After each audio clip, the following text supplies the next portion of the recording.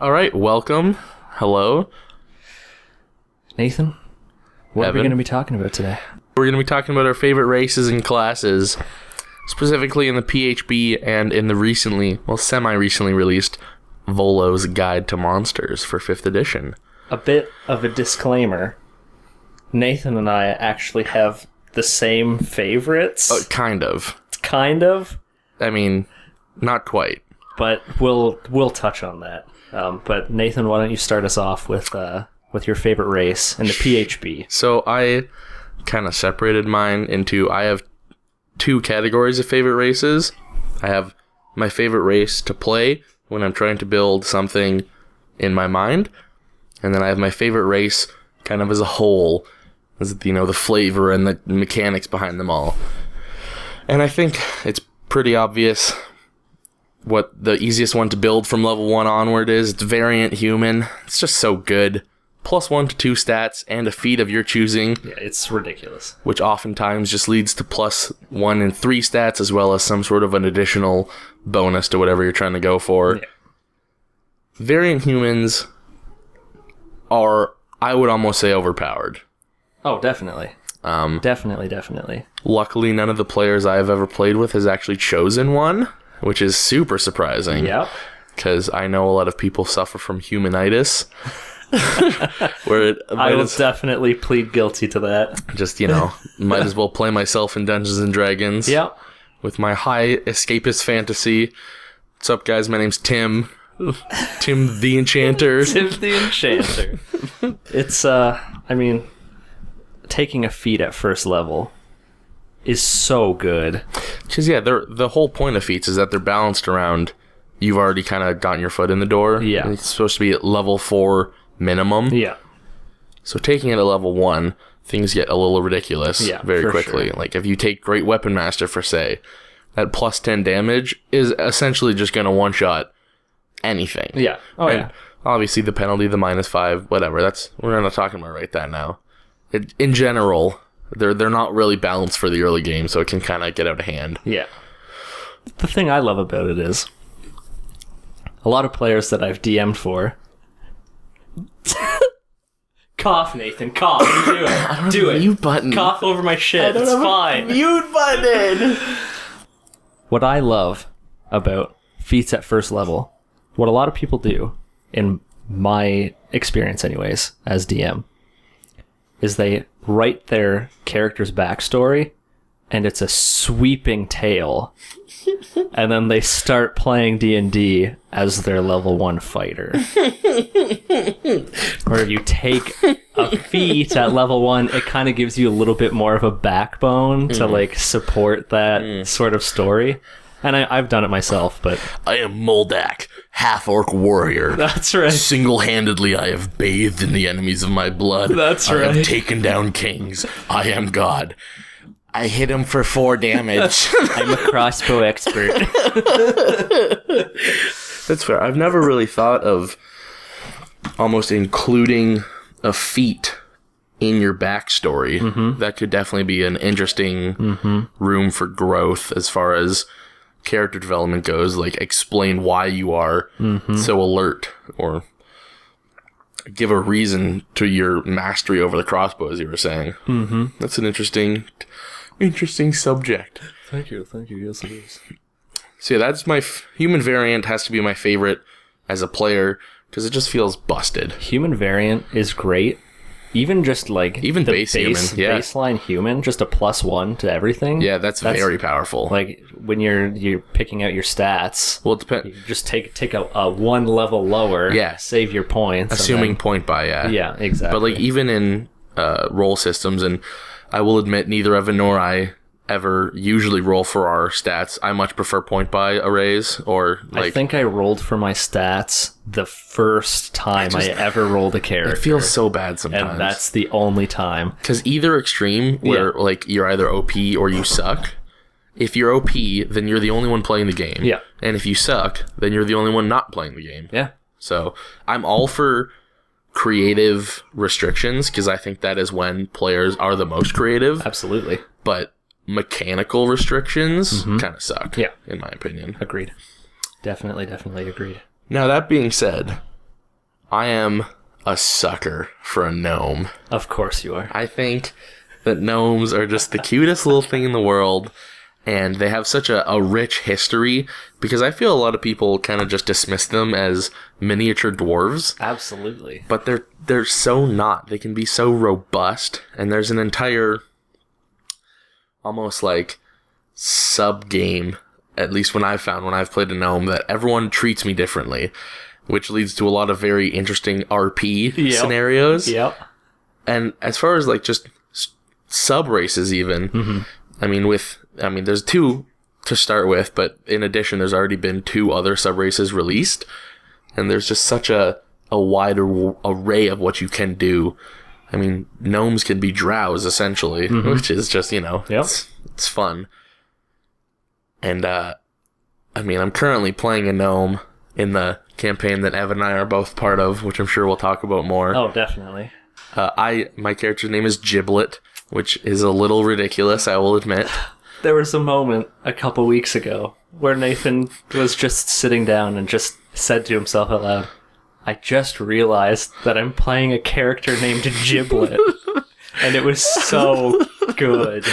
I think it took, like, a pretty long time to really just sink in how ridiculous that is. Yeah. And I know some of you may be like, oh, his name might as well be like Hugh Jass or... Yeah. But that's... I think, at least in myself, not to toot my own horn, but it makes sense as far as the character goes, and I only think it could make sense if that character was a gnome. No, it's absolutely perfect. It's absolutely perfect for that character. And, of course, for the gnome race. Gnomes are cool. Gnomes are alright. Cool. And they're one of the few races that inherently get a bonus to intelligence. Yes. That is, intelligence is, I believe, the least... like, as far as just the PHP go, it's the stat that is least benefited from racial abilities. Oh, absolutely. So that, I think it's just elves, humans, and human variants, and gnomes. So that is another interesting thing, because as we all know, or some of us anyways, intelligence in 5th edition is almost always the dump stat. Yep.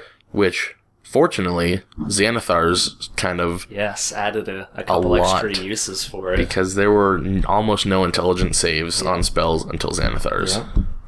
But yeah, so that's why I like Gnome so much. There you go.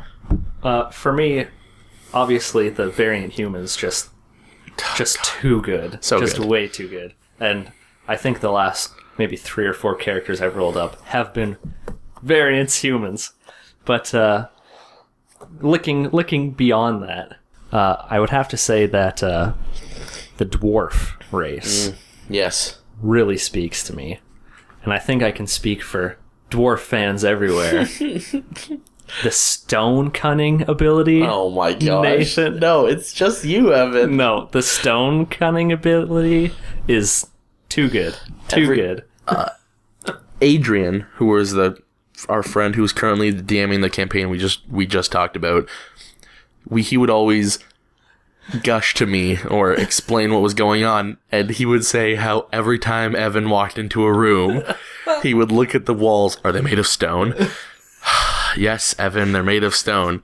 I'd like to roll a history check about them, please. I want to know. There could be information to be had there. It certainly can lead to the DM like opening up their design space when it comes to dungeon, because it can stop the whole you're in a gray stoned wall, or there's gray stone walls all around you, the ceiling is gray. Instead, it almost prompts there to be a reason for them to be like ruins on the wall, or this rock is not normal to this land, almost like it was brought in. And these are the kind of small atmospheric notes that can definitely elevate a regular dungeon to the session you talked about for weeks. Yeah. If you have a dwarf on your team. That being said, I still think it's just you. It's possible. However, the poison. Yes, poison resistance. And advantage on poison saving throws. Very handy. Very, very handy. The constitution increase. There's no class, there's no class that isn't happy with Constitution. Yeah, no. It is aside for your main class stat, it is the second best stat, period. Definitely. Hit points matter. Yeah. Hit points matter almost more than AC matters, I'd say. It's like there's definitely a point in time where the two trade off. Yep. For sure. As you get up into the later levels, hit points are just like, because obviously AC doesn't become negligible, but when you start fighting things that have plus 12, plus 14 to hit, then your 18 AC, which seemed ridiculous 7 levels ago, is a joke. Exactly. It's a joke. Speaking of hit points, though, if you want that covered, dwarves are right there for you. Hill dwarves get a sort of a like the tough feat. Yeah, they get cut in half. variant dwarf. Variant dwarf. That's right. Variant dwarf. Hill dwarf. Plus 1 HP per level. That is correct. It's definitely very powerful. Yes. And again, even in the early levels, the difference between like a 6 and 7 HP is, it's 1/7 better. And for those who would rather get a little bit of extra power right off the hop, there's the Mountain Dwarf variant. Gives you a strength score increase of 2. Yeah. Now, which is always helpful. Excluding the... Okay, so the Mountain Dwarf is the only class, again, in the PHP that gives plus 2 to 2 stats straight up. The regular human in total gives you plus 5, but the... Oh, it's so good. It is so good. The Mountain Dwarf, if you're playing something like a Barbarian, plus 2 Strength and plus 2 Constitution is just right where you want to be. Lots of the martial classes, Paladins, Fighters... barbarians, even clerics. Yep. Some of the more martial clerics. This is a very strong level 1. Oh, absolutely. Like that's a potential of 17 in each. Yeah. For plus 3, not including proficiency, level 1. That's very powerful. Right off the hop. I guess if you want to play a race that's steeped in tradition, play a gnome. If you want to be able to identify sweet brickwork, play a dwarf. And if you want to piss off your DM, be a variant human. If you want to min-max, if you want to just really play that meta, variant human. But I will say that I think the PHP did a good job with all the races. Well, I don't have any glaring... Again, okay, variant human is a little overpowered in my opinion. Yeah. But I think that each race has enough to offer that it's not like... half-orcs kind of suck, but like... half-orcs have their uses. Half-orcs kind of suck, but... half-orcs... And dragonborns are a little bit on the poopier side too. But... dragonborns, half-orcs, I would say, honestly... I've never really been able... Don't say halflings. No, halflings are fine. Tieflings? Dude, tieflings get innate spellcasting. They're the only... oh god, I'm gonna be crucified if I'm wrong. They're the only class that gets, like, major spellcasting. Elves, I believe, get cantrips, but they get innate hellish rebuke and darkness. That's pretty good. At the start, it's decent. Resistance to fire damage, it's the most common damage amongst spells. Yeah, I could see it. But being able to cast thaumaturgy at will. Okay, yeah, buddy, it's a cantrip, all right. But at least it's one of the more. What more could you want? It's one of the more useful cantrips. Whatever you say. Just like prestidigitation. Okay, well, to each their own. It's flavorsome. It is. There's a lot of flavor. It's flavorsome. We'll give it that. That's the flavor. All right, Volos. Yes. Was the first book that I bought as far as non-core goes for 5th edition. It wasn't the first released. I believe that was the Sword Coast Adventure Guide. But Volos did add a lot as far as DM content goes. Oh, for sure. But as well as player content. There's a whole slew of new races, and especially non-traditional or monster races. I will just say that right now we're only going to be talking about regular player races. We might come back to monster races at another point. Oh, for sure. But as far as Volos go, as a player, I have had the privilege of playing an Aasimar. Oh. Talking about OP. Aasimar are incredibly powerful. Very, very good. I played a Protector Aasimar as a cleric. And having racial healing is almost as ridiculous as lay on hands. It's because it should not be in there. They should never have added that. I mean, so there's no reason. It's too good. Aasimar just get a lot. Yeah. Because not only do they get your average +3 total strength or increases, they also have Dark Vision, which, I mean, is kind of given out pretty loosely in 5th edition, I feel. And, I mean, it's almost negligible, I felt, in a lot of my games. Like, very rarely do I ever impose or get disadvantage imposed on me because I don't have Dark Vision. Yeah. But I feel like that is something that... Well, there's so many workarounds for that, too. There is, yeah. Just having a torch. Yeah. Resistance to 2 damages... Although I will admit, it's almost like a class. Yeah, it's almost. Like having a. Okay, they are 2 not super I mean, radiant damage you don't come across that often until you're in the much higher levels. Necrotic, some of the like early level undead. I know specters do use undead. I believe shadows do as well. So resistance to that is, again, yeah, it's like a little silly. Level 1, having resistance to 2 damage, racial healing, a cantrip, an additional language, dark vision. Like, that's just a lot. It's very front-loaded. Yeah, definitely. And then that's not even bringing into effect what the sub-racial abilities are. Yeah. Because starting at 3rd level, which... That is a thing. Yeah. You don't unlock a lot of the potential until 3rd level, and the first 2 levels are deadly. What other race does that, though? Well, a lot of races kind of like level gate some abilities, but Aasimars are almost entirely level gated. Like, again, you get a lot up front as far as mechanical things go, but then your like special abilities are all behind level 3. Like I said, tieflings get their spellcasting at 3 and 5 because that's when the spell levels are actually available to them.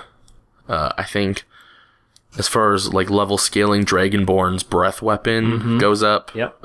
Some of the, I think the orcish brutal critical maybe goes up by level. Maybe not. Does it? Aasimar, that is definitely something not unique to them, but it is one of the more unique abilities that an Aasimar has. Yes. So yeah, I got to play a Protector Aasimar who at 3rd level has a flying speed of 30 feet. Of course. Because that's what you need. Of course it does. And it also is... To protect. Yeah.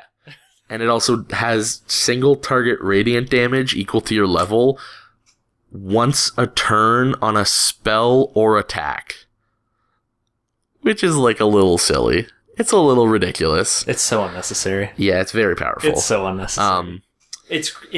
I'm sure it's great to have. Oh, it was so good. I'm sure it's great to have. In my opinion, even more powerful though, the Scourge Aasimar, although it does not have the flying speed, just novas everyone around them for half of your levels rounded up radiant damage, no save. And radiant damage is, I mean, it's no force damage in the sense that things, like, there are creatures that do resist, but again, at low level, not even just like dealing 2 damage to everything around you every turn for a minute, no concentration, no nothing. It's crazy. It's a little ridiculous. Yeah. And then the Fallen Aasimar getting a built-in like frightening presence, essentially similar to that of the dragon. You know, you make a charisma saving throw or be frightened. as well as you get the same damage that Protector Aasimar do, except it's necrotic instead of radiant. And again, that is a little... I think it's pretty good. The fact that it goes onto spells and not just attacks is what makes it a little kind of crazy. Yeah. Because you can just, spam your cantrip every turn. It's powerful for sure. Alright, so those are Aasimar my favorite to play. That being said, as far as flavor goes, at least in my eyes, I am always... I love the kind of Lovecraftian feel that Tritons have, in my opinion. I thought you were going to say Tabaxi. I run really, really, really fast. Me cat.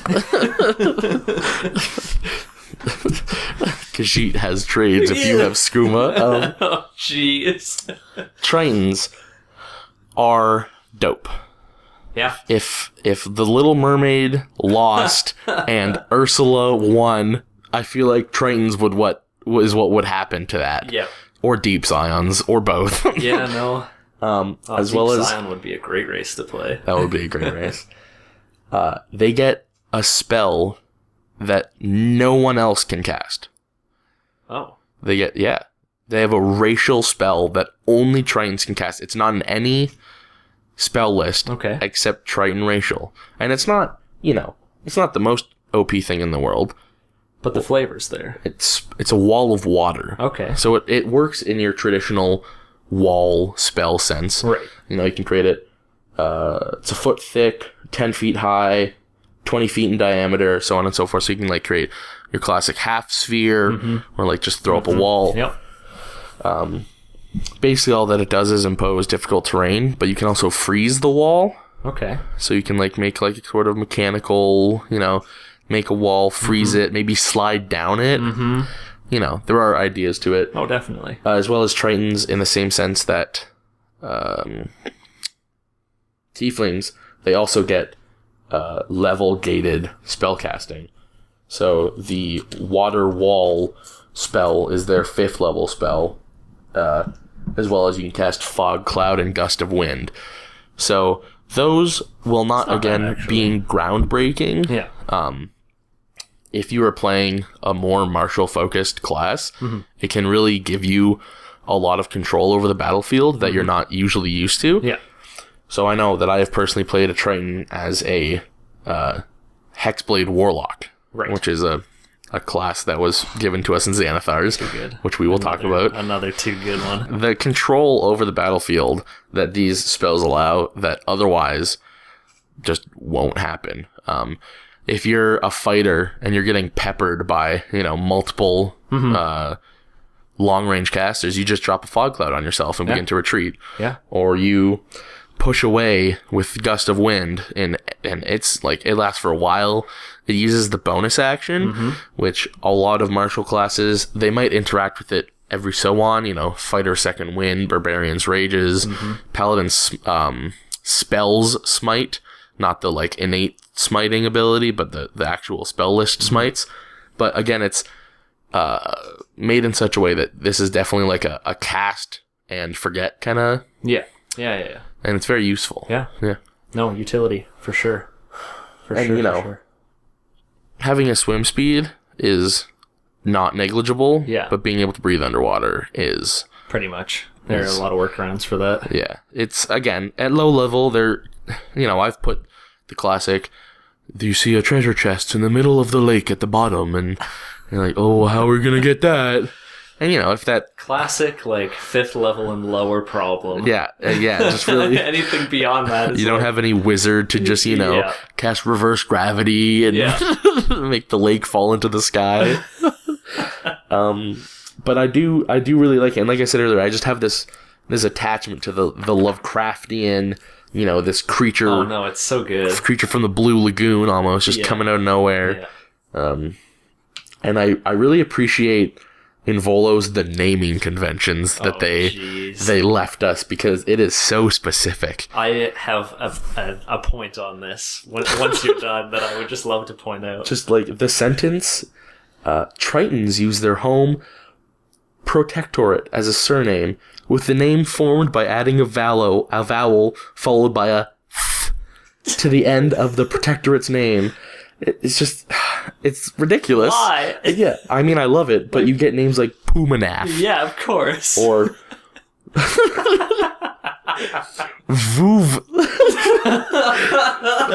Vuvazath. What? But I think that almost lends itself to the whole mystique of these guys. Yeah. Like, if you come from 20,000 leagues below, then your name better be hard to pronounce. Crawl onto land. I am Tim. Look up from the lake and say, I am Pumanaf. I really just like the idea of Tritons, I think. They're cool. And they're also, cool. 3, you get +1 to 3, which is good. Okay. +1 strength, Yep. +1 constitution, Okay. +1 charisma. Oh. So, Little con bonus in there. before Xanathars was released with the Hexblade Warlock, they were very good for martial warlock classes, because you would get the strength bonus if you were going for your pack blade, but you would also still get the charisma and constitution that you would want as a spellcaster. Right. So, and then Hexblade just made everything charisma, Too good. and it's so good. It's too good. I love it. Pass me that Volos. Yeah. Because I have a quick point I want to make about naming I conventions. feel like you're going to a section that begins with a G. I think you might be right. And, I think you might be right. Oh, yes, here it is. Tabaxi. No. yes, go backsy. Tabaxi, that's right. More like go back and never release these. Oh, jeez. I'd like to discuss the naming conventions of Goliaths. First of all, I think Goliaths are a little underrepresented. I would agree with that. I know myself as a DM, I very rarely make Goliath NPCs. Yeah, because why would you? Yeah, They're such a strange. They're very strange. They're one of the nomadic races. Yep. Never really staying in one place. I don't know. It's just... I know that there's, So I'm sure... for all 3 people that are listening to this, at least one of you has watched Critical Role, and Matthew Mercer did an incredible job of, Grog, which was one of the main characters, was a Goliath, and eventually he went back to his home tribe, and that was a fantastic, redemption arc almost, and I loved that, but without a character innately being a Goliath, I don't think I would have a reason to include them in my world. Yeah. Especially with their weird names. Tell me about it. Yeah. Freaking... Okay. Every Goliath has 3 names. A birth name assigned by the newborn's mother and father, a nickname assigned by the tribal chief, and a family or clan name. A birth name is up to 3 syllables long. Clan names are 5 syllables or more and end in a vowel. Okay, Why? so instead of D&D, we're just playing Scrabble now. Yeah, no kidding. What? So, yeah. I rolled up a Goliath once for a little monster-based one-shot we did. And that Goliath was a barbarian who attacked with his fists exclusively. And his name was Brutic Facebreaker Garakathana. Naming conventions. As that was per the book, you followed. I did exactly as I was told. Oh my goodness! I did exactly as I was told. I feel like Goliaths are also very trope heavy. I think it would be easy to fall into that for sure. Like they are, I think even more so than the half orc. Kind of it fallen into the assumption of me big, me hit. Yeah, exactly. I mean, no, you even said so yourself. You made a barbarian that punched things. Yeah. That is as... What else would I use a Goliath for? Oh, yes, my name is Bingleberry Woodberry of the Facebreaker clan. I am a Goliath wizard. That just... It's not going to fly. No, it's not going to fly. That being said, if someone could come up with a feasible, spellcasting Goliath, that would be pretty rad. Like I said earlier, I think that creative restrictions are kind of where the most creative ideas are born. Yeah. So that's the kind of stuff, where you make your half-orc rogue who scares everyone into saying that they just never saw him. Yeah. Because D&D isn't about, building the best that there is. Well, and to some people there is, but that's fine, because everyone likes to play the game differently. But to me, I'm not trying to, pump out the max 127 damage or whatever by level 4. No. I want the experience, I want the stories, and I want the social aspects with my friend. Once you start getting too crazy about the min-maxing, the meta, I don't know. That takes all the fun out of it for me. Yeah, it becomes less of a game and more of like a math simulator. Yeah, exactly. Which, again, if you enjoy being the one that tops the DPS charts in your World of Warcraft raids, then that's fine. Yeah. It's just that's not power to you. That's not how I play it. Yeah, I totally agree with that. What's your favorite from Volos? Do you have one? From Volos, I did enjoy my time playing as that Goliath. Yeah. That was a good time. There's something visceral to just, smashing absolutely. some stuff together. Being a constute is definitely something to be said for that. But I also got to say, the Wanti. Okay, the snake people. They're pretty radical. They are quite cool. They are pretty radical. Poison immunity. Yeah, magic resistance. Yep, that is that is very powerful. Yeah. At a level 1 ability, just advantage on all saving throws versus magic. It's very, very good. That's ridiculous. Very, very good.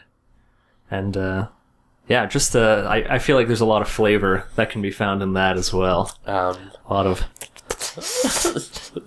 flavor. I played a D&D one-shot with Evan. It was the same one where I was Brutic, yeah. We played. It was purposefully silly. It was a Halloween monster-based one-shot, and I decided to roll up a Yanti sorcerer who the name part of my character sheet was just asterisk snake noises asterisk. But you did introduce yourself. I did introduce myself as Thammy. There it is. Thammy the Snake. And I renamed every single one of my spells to be snake related somehow. For no apparent reason. But I wanted to get into it. But when you cast those spells, you said, I use Egg Bomb. It was Fireball. I think Invisibility was Shed Skin. Yeah. It was ridiculous. It was really ridiculous. It was the best kind of ridiculous. I mean, that was a great sesh. It was good. All right, I think those are all of our favorite races. Yeah. Mordecai's Tome of Foes. Yes. Or that is what it is, right? Yeah. That comes out soon. Yep. I know there's... Are we getting more player? More sub races. Okay. I know Tieflings. Yeah. It's kind of a hot topic right now because Tieflings are always devilish. Yes. That's the bloodline. Yes. But people are kind of looking for a demonic Tiefling. That would be interesting. It would be very interesting. Yeah. And we'll go into the difference between devils and demons at a later episode because that is a deep rabbit hole. Yes, it is. But I know we're getting more gnome sub races, I believe, and Tiefling. That's all I know off the top of my head. Okay. But that's just something to look out for. Yeah. Well, that's coming out super soon. It is, yeah. We'll definitely have to pick up a copy of that. Yeah, absolutely. Awesome. All right, and so thanks for listening. Yeah, and we'll catch you next time. See you guys next time.